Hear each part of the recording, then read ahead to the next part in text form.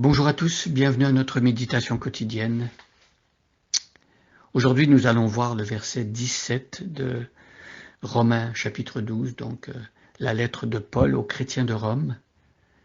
On est arrivé au 12e chapitre, on a lu les versets 1 à 16 jusqu'à maintenant. On a vu à quel point cette lettre nous enseigne des choses très très pratiques qui concernent l'attitude de notre cœur, qui concernent nos relations, notre vision du monde, notre façon de traiter les autres, voyez. Après 11 chapitres où Paul a expliqué de long en large le plan de Dieu en ce qui concerne le salut, eh bien au chapitre 12, il devient beaucoup plus terre à terre et ce qu'il enseigne, ça concerne notre vie de tous les jours. Et on a besoin de savoir comment cet enseignement chrétien s'applique à notre vie de tous les jours. C'est crucial de pouvoir vivre l'Évangile, pas simplement connaître les propositions de l'Évangile, mais pouvoir en vivre la réalité dans nos contacts avec les autres. Et donc je vais lire aujourd'hui à partir du verset 9 jusqu'au verset 17. Je vous laisse le temps d'aller prendre votre Bible, de vous installer confortablement, et on va lire les versets 9 à 17 aujourd'hui de Romains 12. Que votre amour soit sincère. Ayez donc le mal en horreur. Attachez-vous de toutes vos forces au bien, notamment en ce qui concerne l'amour fraternel. Soyez pleins d'affection les uns pour les autres. L'estime mutuelle. Soyez les premiers à la manifester. L'ardeur. Ne soyez pas nonchalants. L'esprit. Soyez bouillants. Le Seigneur, soyez de bons serviteurs. L'espérance, quelle soit votre joie. L'épreuve, qu'elle vous trouve plein d'endurance. La prière, priez avec persévérance. Les besoins de ceux qui font partie du peuple saint, soyez-en solidaires, toujours prêts à pratiquer l'hospitalité. Demandez à Dieu de faire du bien à ceux qui vous persécutent. Oui, demandez du bien pour eux, ne demandez pas du mal. Partagez la joie de ceux qui sont dans la joie, les larmes de ceux qui pleurent. Ayez les uns pour les autres une égale considération. Ne visez pas à ce qui est trop haut, mais laissez-vous attirer par ce qui est humble. Ne vous prenez pas pour des sages.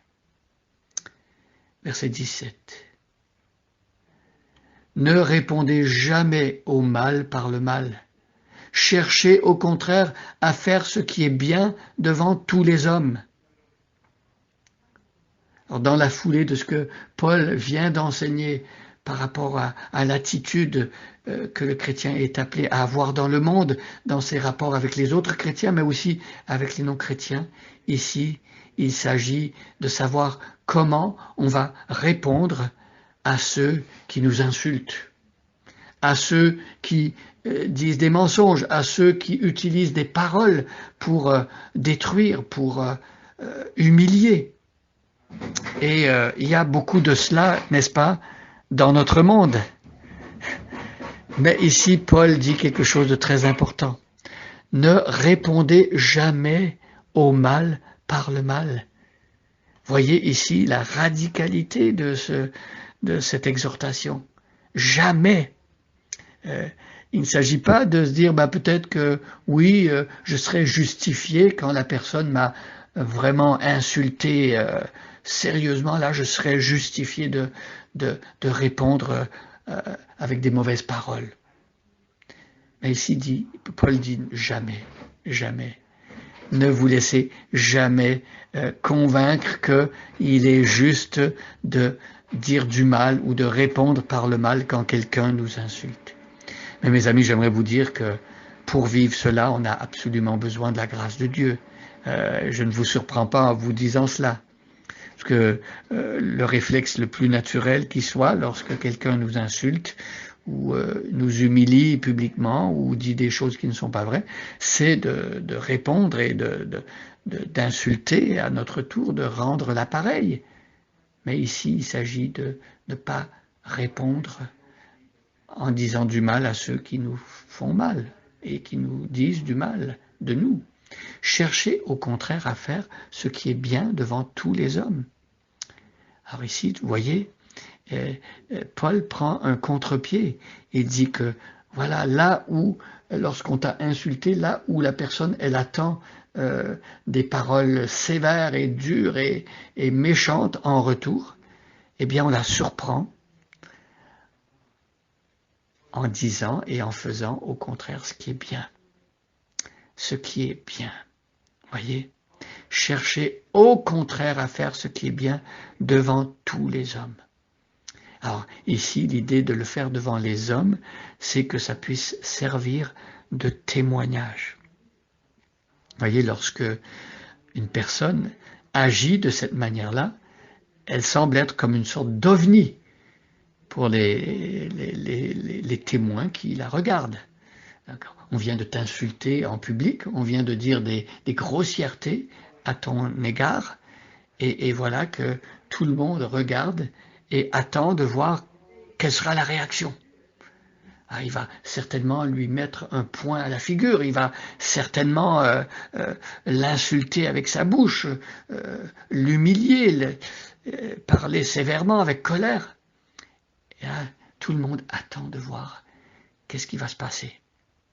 Et à la surprise générale, eh bien, on se rend compte que la personne qui a été insultée, le chrétien, eh bien, il ne répond pas par le mal. Il ne fait pas le mal. Il donne du bien, il fait du bien. Et voyez combien c'est extraordinaire. À quoi ressemble ce genre d'attitude? Eh bien, cette attitude ressemble à l'attitude de Jésus-Christ. Lorsqu'on obéit et qu'on fait ce que l'apôtre Paul nous dit au verset 17, eh bien, on manifeste le caractère de Christ. On donne l'occasion à ceux qui sont autour de nous de voir à quoi ressemble Jésus-Christ. Et mes amis, vous savez bien que ce dont le monde a le plus besoin aujourd'hui, c'est de voir Jésus-Christ, c'est de le voir dans la vie de ses enfants. Alors, demandons à Dieu de nous donner plusieurs occasions de manifester le caractère de Christ pour que le monde voie l'excellence de Jésus-Christ et ait envie de se tourner vers lui pour le connaître. Bonne journée à chacun et à chacune et soyez bénis.